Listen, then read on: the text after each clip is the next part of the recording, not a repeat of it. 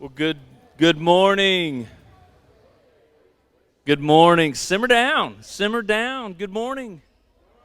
Glad you're here. Hey, if you're a first-time guest, my name is John Parkey. I'm the lead pastor here, and we are grateful that you're here. We're honored that you're here, and we think you're worth it, right? As a church, the cross of Jesus proves to us that we are worth it to Him, and because of that, you're worth it to Him. Because you're worth it to Him, you're worth it to us. So glad you're here. And if you're a first-time guest on your way out, there's a first-time guest kiosk just in the breezeway. Make sure you stop by there and grab some COTC merch on your way out. A couple announcements before we continue on, or before we start our worship. The first is we have a middle school event coming up, Cart Country, August the 16th at 6:30. I don't know. You're going to have to ask, but do you have to wear your mask when you ride a go-kart there? Yeah. Call them and check it out, or get with Eric and Brittany and find out. But make sure you register or get with Eric and Brittany on that. And then also, because of the situation and because of at least attendance right now, because people are still concerned for their own health, and for those who are at risk or in a higher risk category, they're staying at home. We're going to switch our time. Our meeting times. Instead of having two services next Sunday and moving forward, we're going to change it back to one. This is how we originally started the church. We had one service at 10 a.m. So for a little bit, we're gonna go back to that format. So next Sunday, one service, 10 a.m., which means, John, you'll be able to sleep in just a little bit more. All right. Or swing by Dunkin' Donuts real quick before you get here, all right? So next Sunday, 10 a.m., I think that's it. Why don't you, before we worship, why don't you stand up, and let's do this. Turn around and give the parade queen wave to those around you like this without touching them, all right?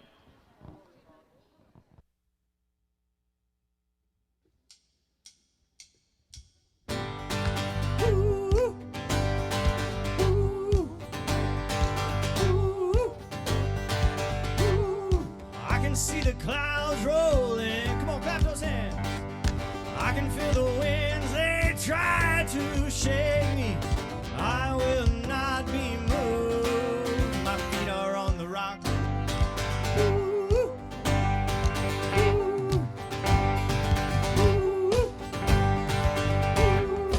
I can feel the waters rise. I can hear the howling lies that haunt me. Fear won't hold me now. My feet are on the rock. And I feel my hope about to break. I look into your life-changing grace. Let the waters come and the earth quake. I'll be dancing in the rain. My feet are on the rock.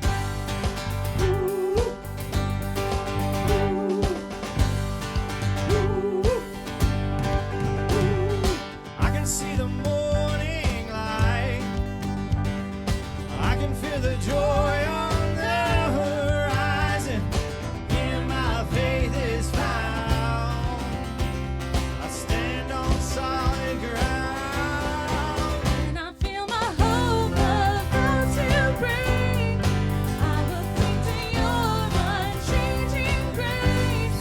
Let the waters come and the earth quake. I'll be dancing in the rain. My feet are on the rock.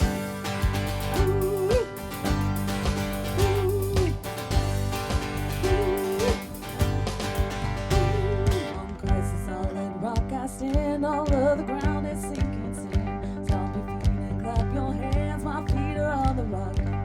On Christ's solid rock I stand, all of the ground is sinking sand. Stomp your feet and clap your hands, my feet are on the rock. Come on, church. On a solid rock I stand. All of the ground is sinking sand. So stomp your feet and clap your hands. Our feet are on the rock. And I feel my hope about to break. I look into your life-changing grace. Let the waters come and the earth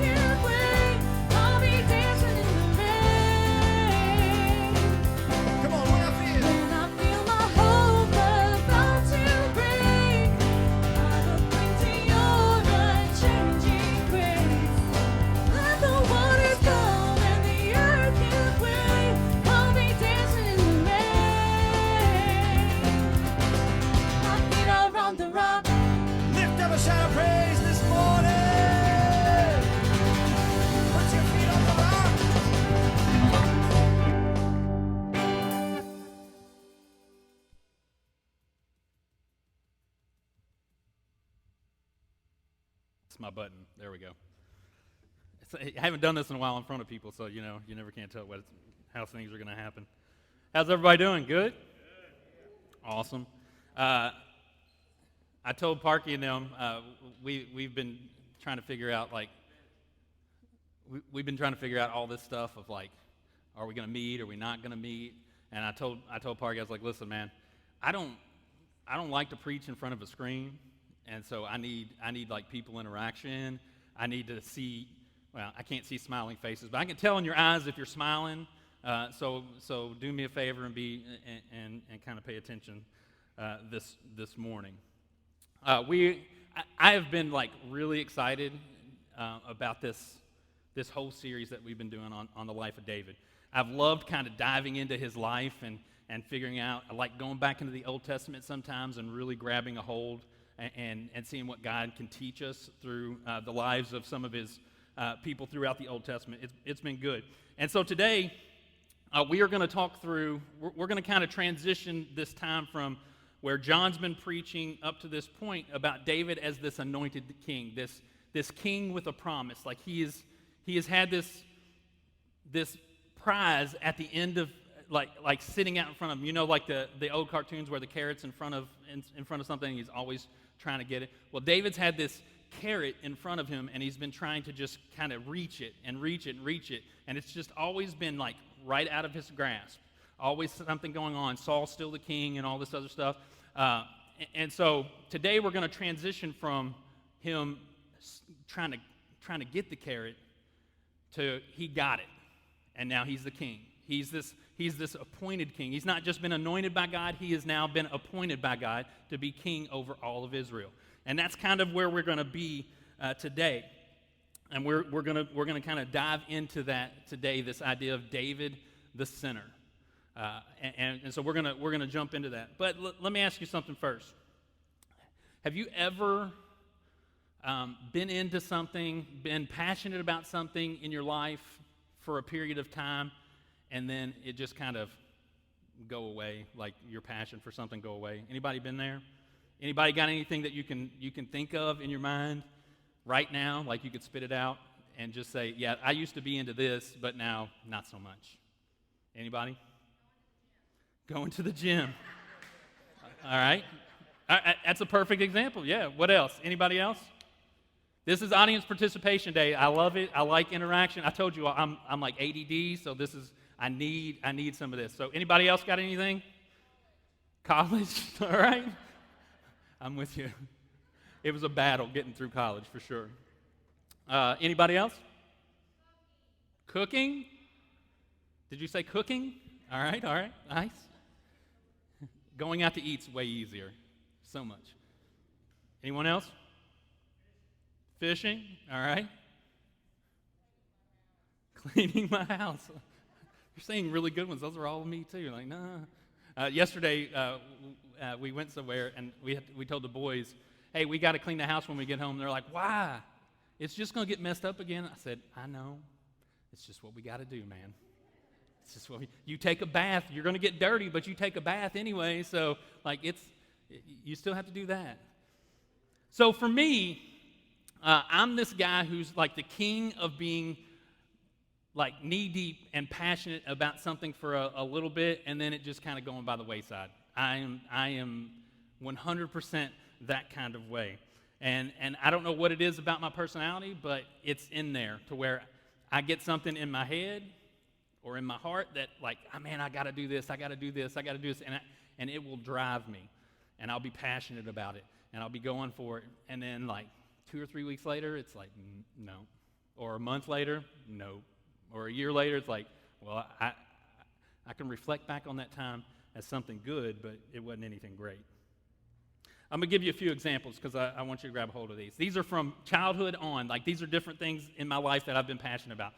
Remote control cars, comic books, sports cards, like trading cards, like basketball, football, baseball cards, haunted houses. There was a time where I loved haunted houses.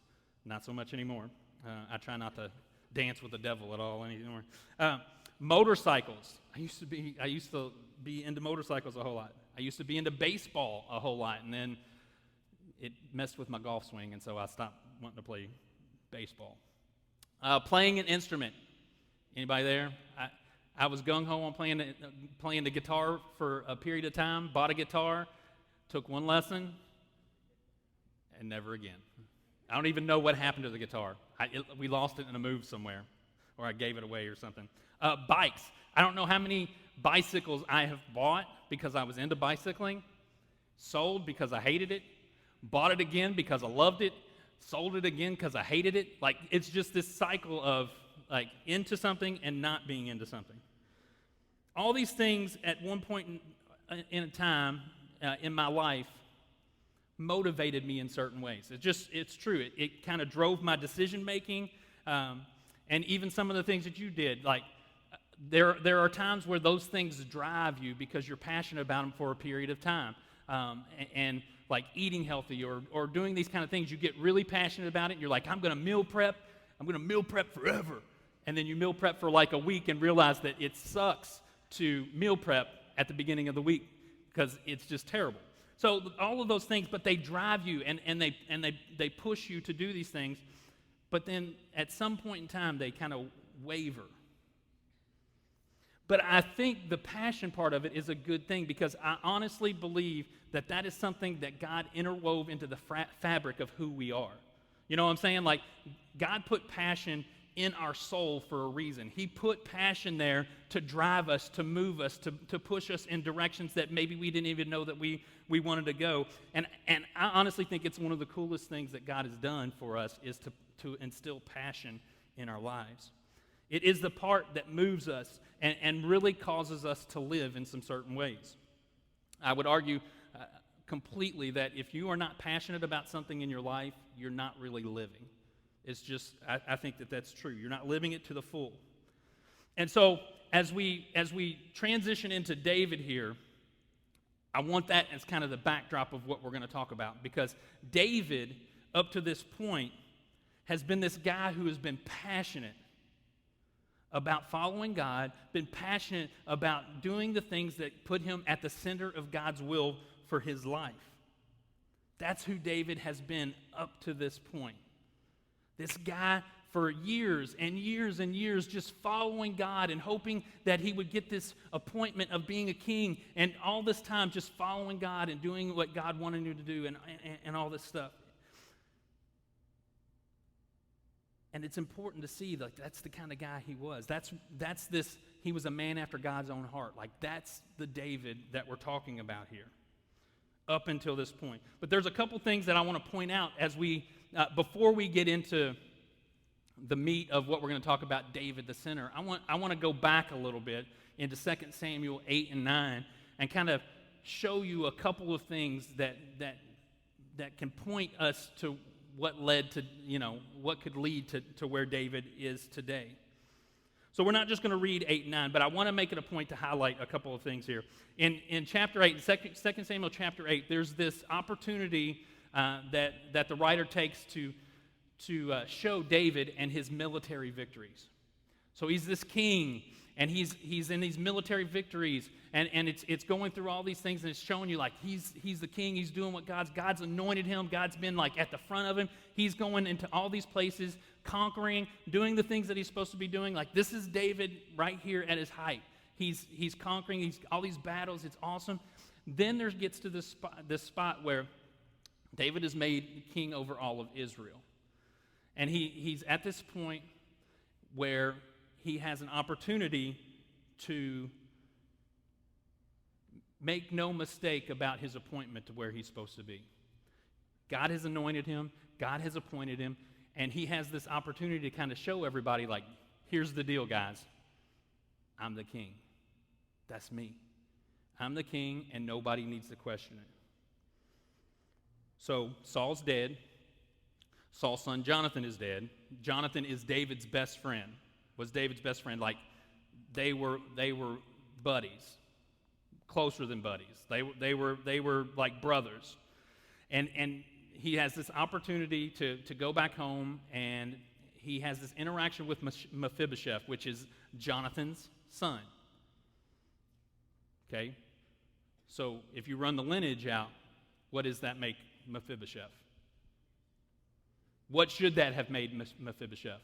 If Saul's dead, Jonathan's dead, Mephibosheth is his son, what should that be? King. So Mephibosheth is the king. Should be. But David's been appointed king. So just keep all that in your mind as well. Mephibosheth is supposed to be king, but he's got some problems. He's crippled on his feet, and he's just got some problems. And so he's just not in a position to kind of like try to push his authority. Like, hey, I'm the king. I'm supposed to be king. He's not healthy enough to do that. And so there's probably this truth that he is scared to death. Because when kings take over kingdoms, what happens? They get rid of everybody who had any allegiance to the person before them.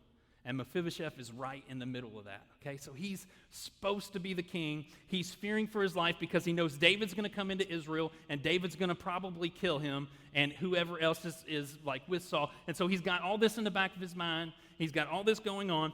David summons him, and I love this. David summons him, and in 2 Samuel 9, 7 through 10, he says this, "Don't be afraid. For I will surely show you kindness for the sake of your father Jonathan." Remember, he and Jonathan were tight, thick as thieves, brothers in arms. They were, and so he had this in his mind. So I will restore to you all the land that belonged to your grandfather Saul, and you will always eat at my table.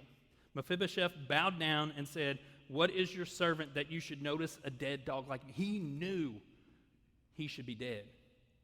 He knew it.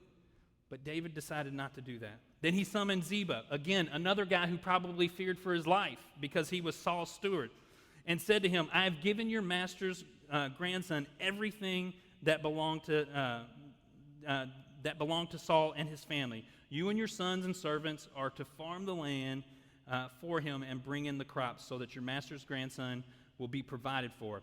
And Mephibosheth's grandson, your grandson of your master, will always eat at my table." Now, if you look at this, like, so what? But this is big. Because what should have happened was David come and clean house. But I want to point out here, because I think this is the pinnacle of David's spiritual connection, the connection between he and God. This is like at the pinnacle, because he should have killed the remnant. He should have killed everybody there, but he didn't because of his connection with Jonathan, but more importantly, because of his connection with God. He didn't want to do anything that was going to mess with this blessing that he had received from God. He wanted to be right in line with where God wanted him to be. So he did the God-honoring thing, and he pulled Mephibosheth in, treated him like a son, put him under his umbrella of protection. And if you read through the rest of David's life, you will see that Mephibosheth is there. He takes care of Mephibosheth the rest of his life. And so he treats him like a son. He's acting in a way that goes against normal human thought. You know what I'm saying? Like, if you or I were the king, my first thing would have been like, I'm killing everybody. If you had any allegiance to Saul, you gone. Because I don't want anybody to try to mess with what I've just gotten. But David, because he wants to align himself with God, doesn't do that. He goes against what human thought would normal human thought would be, and does the godly thing, the thing that was going to keep him in line with God and connected with God. That's what he did. That was chapter 9. Today we're going to be in chapter 11. So roughly 2 years before his time with Bathsheba. 2 years he's in this connection with God. That's unbelievable. David goes from being made king over Israel to hanging out on a roof looking for opportunities. All in a matter of 10 years. 2, if you really look at what he did with Mephibosheth. He's at this pinnacle 2 years before what God had called him to do. And the important thing here isn't the time, because time, it doesn't matter. I mean, it does in some ways, but it doesn't. The important thing here is that David's desire to be at the center of God's will, the center of where God had called him to be, had gone by the wayside. He had put it aside. He had done something in his life where he just was like, you know what? I'm good. it doesn't really matter. So can you put yourself in David's shoes for a minute? I can.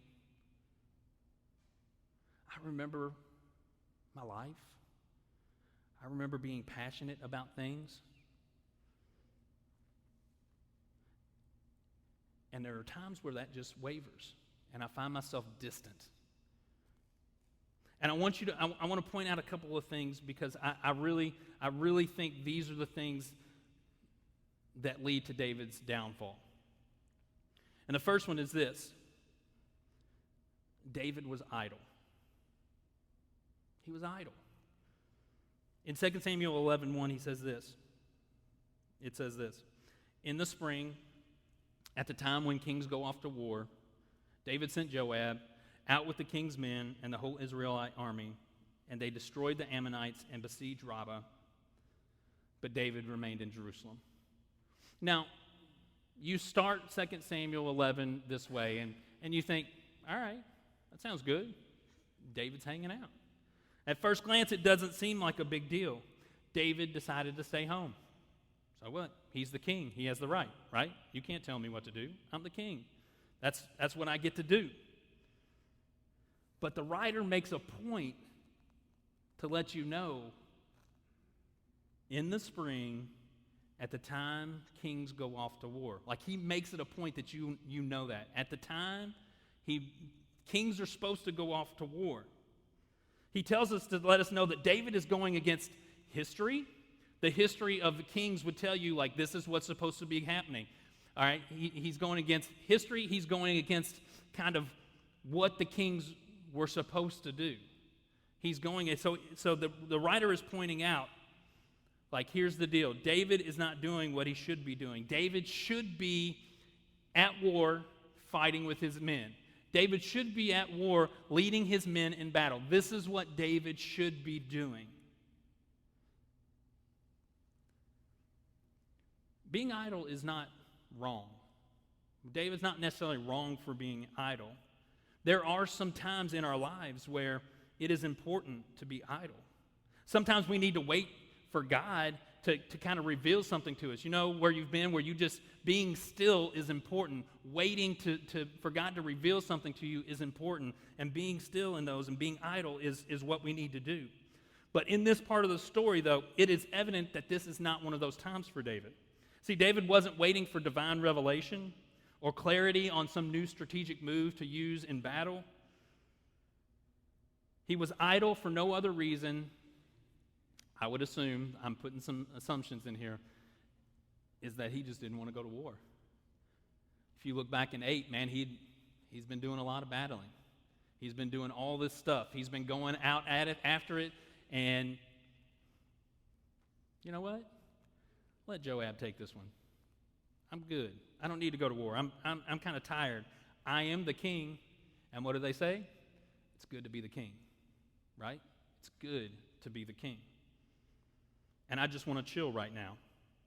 You ever been there? You're just in chill mode. Like, I don't want to do anything. I don't. But for you and I, and even for David, being idle is our enemy. In our idleness, our mind starts to yearn for movement. For whatever reason, it yearns to be moving. It yearns to be doing something. I need to be doing something. I'm not, and so my mind starts to tell me, like, you need to do something. And that sometimes is all Satan needs to push, pull, grab, distract, to put you in a place where you don't want to be. Quarantine has been really weird. Can we all agree with that? We all have new fashion sense with the mask on and all that stuff. It has just been a really weird time, unprecedented. And so with that, Michelle and I have been doing, like, for the last year, we've been doing Weight Watchers. Everybody knows what Weight Watchers is. We've been doing Weight Watchers, eating better, exercising, all this other stuff. Quarantine hits, and we both looked at each other when quarantine hit and said, like, we still got to be on it. You know what I'm saying? We've got to be on it. We're going to still eat good. We're still going to exercise. We're still going to do this. About 2 or 3 weeks in, you know what happened?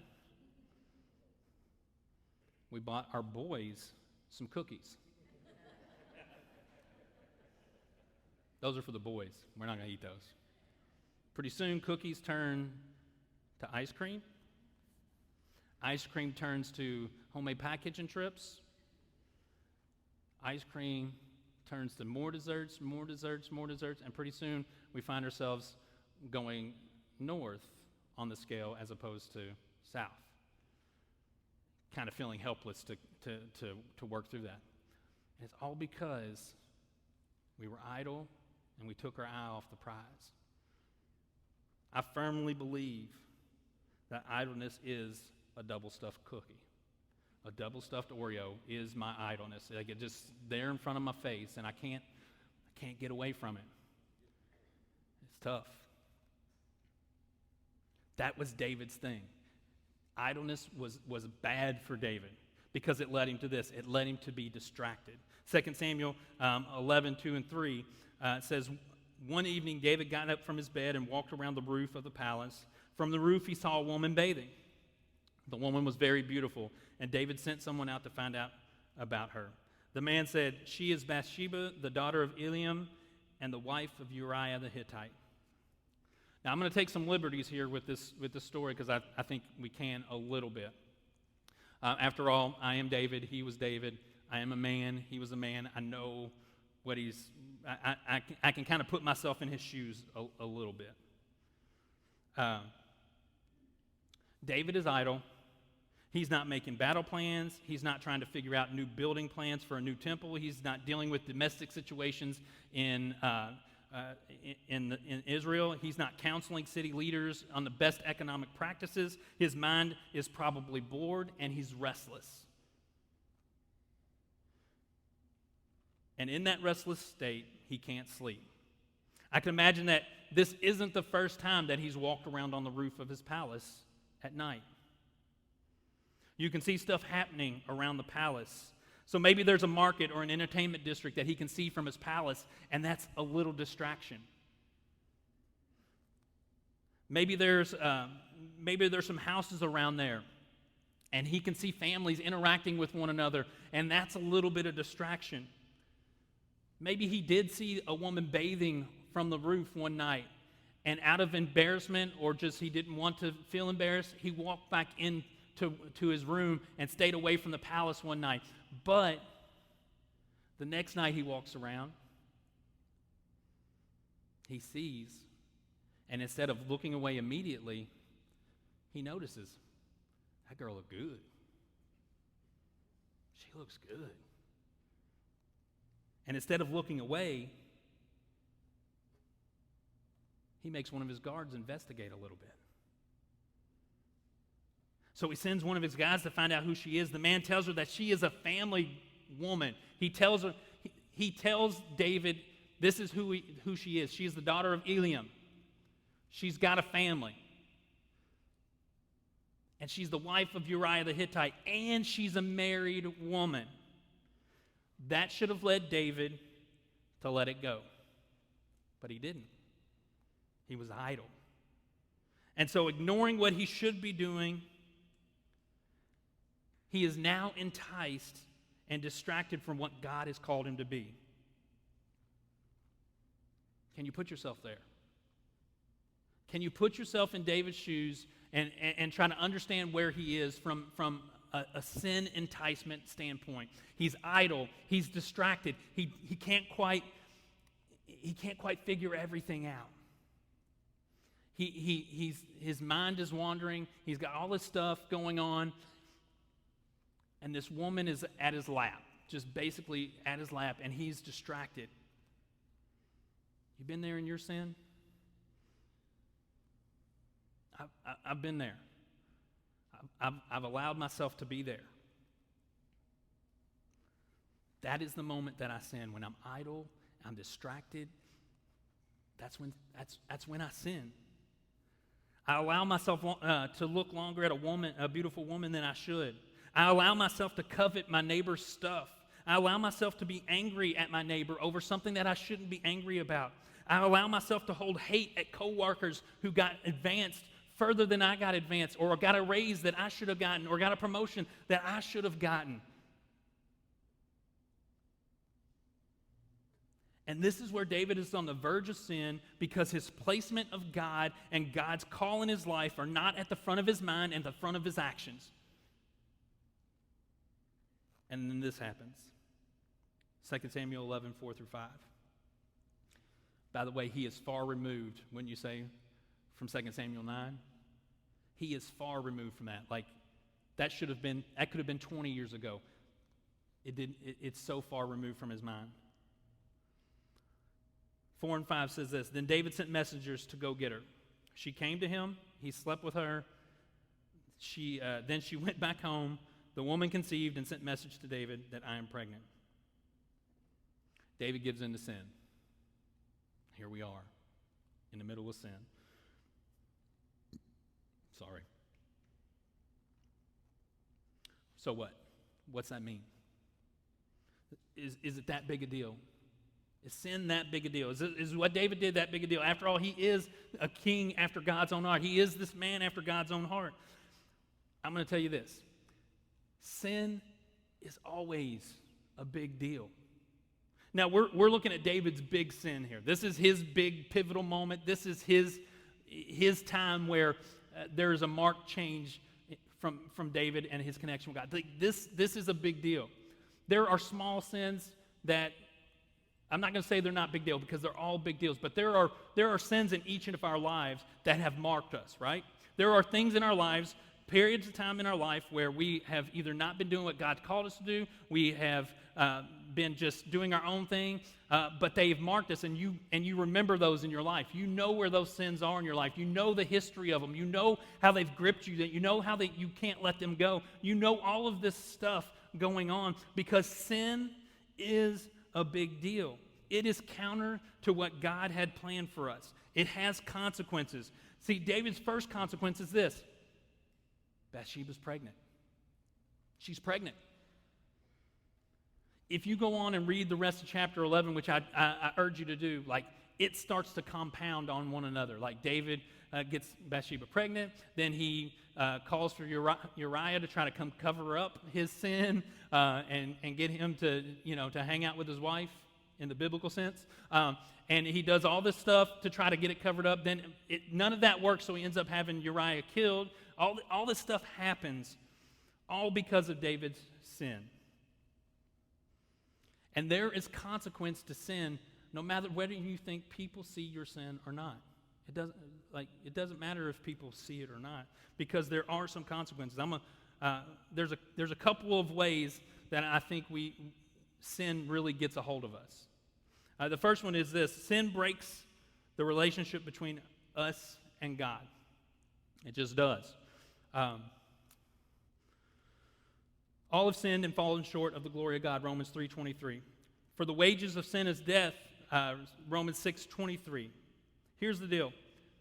Sin is a big deal because God cannot have anything to do with sin. And for us, sin is everybody's problem, right? We all do it. We all sin, small, big, little, small. It doesn't matter. Sin is sin, and God can't have anything to do with sin. And it was a problem for David. It's a problem for you and I. It's connection. It breaks this connection between us. David knew it, and he even wrote about it in Psalm 51. Check this out. This Psalm 51 is David's kind of prayer and just his cry out to God after this sin with Bathsheba. And so I want you to grab a hold of this because I think this is important. In verse 1 and 2, he says, "Have mercy on me, O God, according to your unfailing love, according to your great compassion, blot out my transgression. Wash away all my iniquity and cleanse me from my sin." Our sin, like David's sin, causes a break in connection between us and God. For us, the only way to repair that is through the blood and cross of Christ. That is it. That's the only way we get to be made right with God, is because of Jesus. Our sin simply cannot be tolerated by God, and because of that, he provided this way for us to be able to reestablish this connection between him, right? That's what he did for us. He said, Jesus, you got to go down, you got to save these people because I love them so much. And so that's what he did.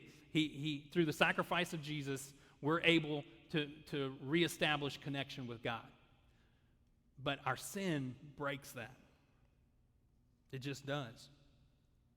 Sin also breaks us. So God created mankind in his own image. In the image of God, he created them. Male and female, he created them. Genesis 1:27. There is a real truth that God created us in his image. He created us to be in communion with him. He created us to have this relationship with him. And if you read through Genesis, you see that connection is broken with Adam and Eve. At the moment their eyes were opened, they suddenly felt shame and their nakedness. So they sewed fig leaves together and covered themselves. That's in Genesis 3:7. There is this moment of breaking. And in that moment of breakage, you see they're ashamed of who they are. They're ashamed of what has happened. So if we are created in the image of God, if we lose that connection with God, we become this broken people, right? That's what we do. David knew that. We become broken and have this image of ourselves that just, in a lot of ways, isn't what God sees in us. And again, in Psalm 51, David goes on in verse 10 through 12. He says, "Create in me a pure heart, O God, and renew in me a steadfast spirit. Do not cast from me your presence or take your Holy Spirit from me. Restore to me the joy of your salvation and grant me a willing spirit to sustain me." David's relationship with God is broken. David's view of himself gets really jacked up. And this cry in Psalms is telling you like what he is yearning for. He's begging God to restore him to where he needs to be, to give him back the image he had of himself before this giant fall that he had.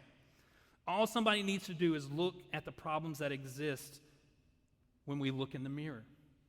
Every insecurity, self-image issue, unhealthy issue comes from this unhealthy connection and reflection of our image that is disconnected from a creator. That's where everything comes from. Our view of ourselves is distorted when we don't have the proper connection between God. Our struggle to love ourselves and to see what God sees flows out of this brokenness. That's what it is. And when you're distracted and idle and you're not passionate, this stuff creeps in. Sin did this to David. It did. And it does it to us. That is why we have to always do everything we possibly can to maintain our pursuit of God and his ways. As you saw in David's life, when you let your passion waver and your pursuit of godliness stop, or at least be put to the backside, it isn't long before you find yourself disappointed or even ashamed of what's been happening or a decision you made. So my challenge this morning as we close is to keep your passion for God. Keep your passion. If you don't have that yet, you need to realize like you need Jesus. You do. We all need Jesus. Surround yourself with people who will help you stay focused and hold you accountable when things just aren't quite right. This is not easy. It is not. It is a challenge for us. There will be good days. There will be days where you make the best decisions for your life and they reflect who Jesus is in your life. You will make those. And then there will be days when they're terrible. And you will have sinned against God in ways that you can't even fathom. And it's all because of your connection is lost somewhere. You've allowed yourself to not be connected. But there is always hope on the backside. Even in David's psalm, like you read, there is a hope in his words. There's a hope in his yearning to be made whole again. We have that through Jesus. We have the opportunity to be made whole every single day. Even after we mess up, we have that opportunity.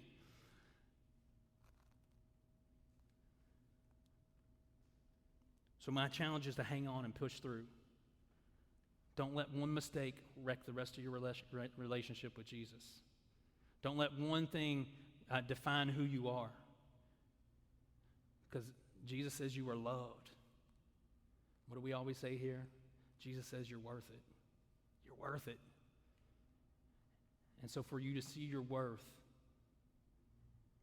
it comes a lot with your connection. Let's pray.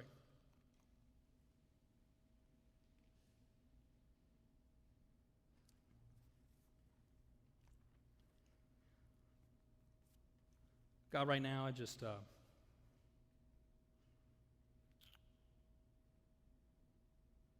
pray for my many sins that have disappointed you, that have displeased you in ways that I don't even really comprehend, things that have broken my relationship with you. Thankful for your Son, thankful for Jesus, that you loved us so much that you're willing to sacrifice a part of you in order for us to have this relationship. Thankful that his sacrifice on the cross, his conquering death, helps you to look at me white as snow, clean, unmarred.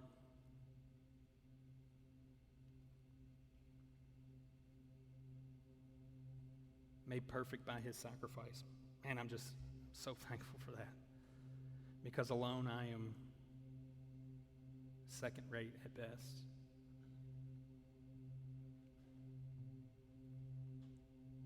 God, just thank you so much for this morning. Thank you so much that we have scripture that gets to teach us so much.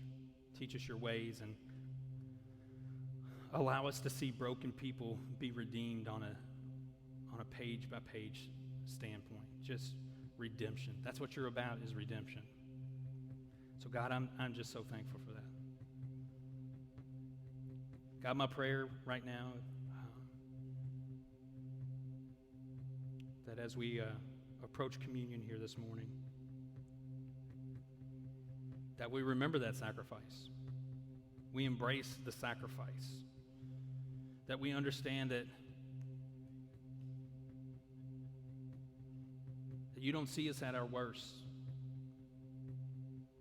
You don't see that. Because of the blood of Jesus, you see us at our best, whole and redeemed. And because of that, we celebrate that every single week. We celebrate the fact that you allowed that sacrifice to happen.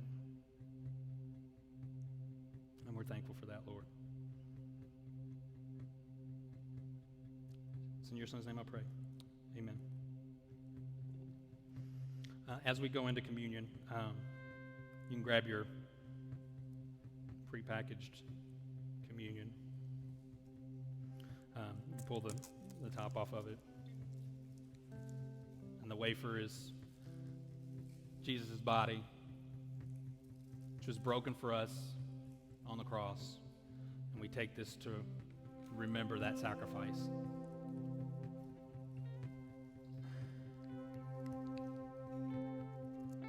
And the juice that represents the blood that was shed on the cross, again, as an atonement for what we do.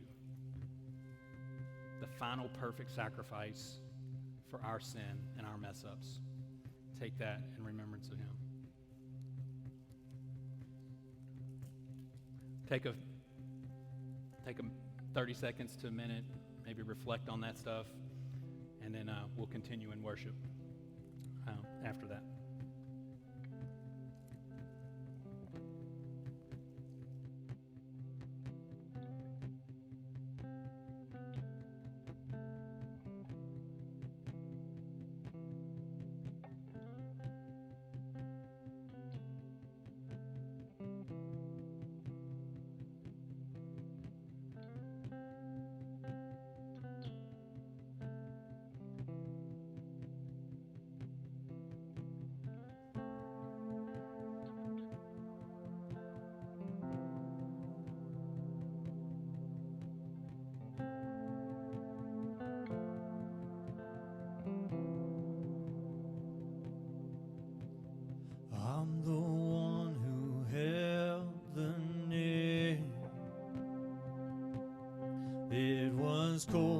between my fingertips. I've hidden in the garden. I've denied you with my very lips. God, I fall down to my knees with a hammer in my hand. You look at me, arms open, forgiven, forgiven. Child, there is freedom from all of it. Say goodbye to every sin. You are forgiven.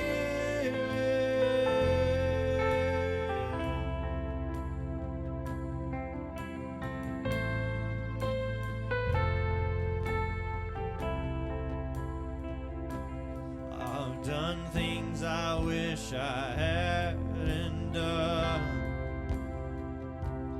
I've seen things I wish I hadn't seen. Just the thought of your amazing grace, and I cry, Jesus, forgive me. God, I fall down to my knees with a hammer in my hand. You look at me, arms open, forgiven, forgiven. Child, there is freedom from all of it. Say goodbye to every sin. You are forgiven. You are forgiven.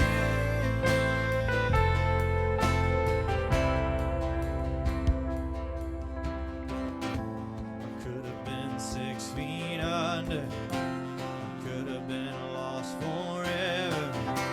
Yeah, I should be in that fire, but now there's fire inside of me. Here I am, a dead man walking, no grave gonna hold God's people. All the weight of all our evil lifted away, forever free. Who would believe? Who could believe? Forgiven, forgiven. You love me even when I don't deserve it. Forgiven, I'm forgiven. Jesus, your blood makes me innocent, and I will say goodbye to every sin. I am forgiven.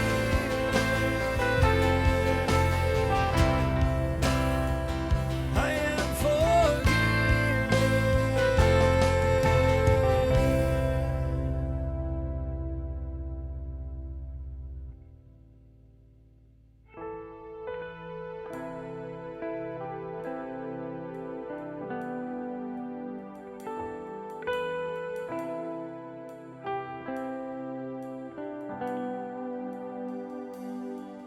The weapon may be formed, but it won't prosper. When the darkness falls, it won't prevail. 'Cause the God I serve knows only how to triumph. Oh, my God will never fail. Yes, my God will never fail. And I'm gonna see a victory. I'm gonna see a victory. for the battle